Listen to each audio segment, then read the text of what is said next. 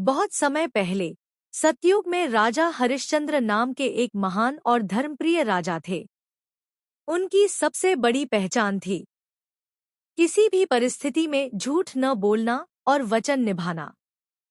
उनके राज्य में सभी लोग सुखी, सुरक्षित और न्यायपूर्ण जीवन जीते थे, क्योंकि राजा स्वयं सत्य का पालन करते थे। विश्वामित्र ऋषि की परीक्षा। एक दिन ऋषि विश्वामित्र ने हरिश्चंद्र की सत्यनिष्ठा की परीक्षा लेने का निश्चय किया।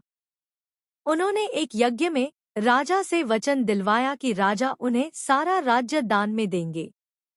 राजा हरिश्चंद्र ने बिना हिचक वचन दे दिया और तुरंत अपना राज्य सौंप दिया।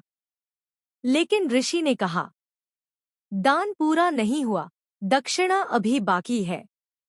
राजा ने पूछा, कितनी दक्षिणा चाहिए? ऋषि बोले, 1 महीने में पूरी दक्षिणा लेकर आना। गरीबी का जीवन।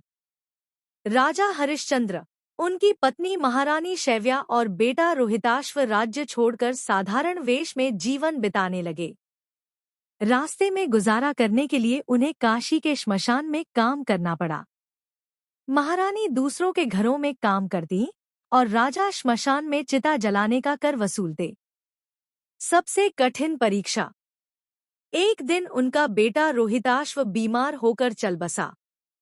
रोती हुई महारानी अपने बेटे को श्मशान लाई, पर राजा ने, जो उस समय वहां कर वसूल रहे थे, पत्नी को भी कहा, कर्म ही धर्म है।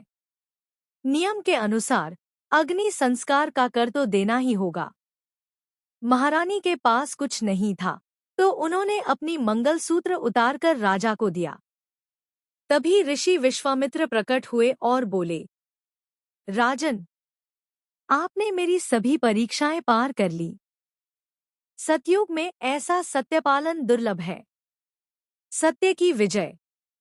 ऋषि ने प्रसन्न होकर उनका बेटा वापस जीवित कर दिया, राज्य लौटा दिया और राजपरिवार को आशीर्वाद दिया। इस प्रकार सतयुग में सत्य और धर्म की जीत हुई। कहानी की सीख। सच्चाई की राह कठिन हो सकती है, पर अंत हमेशा श्रेष्ठ होता है। धर्म और कर्तव्य का पालन जीवन को महान बनाता है।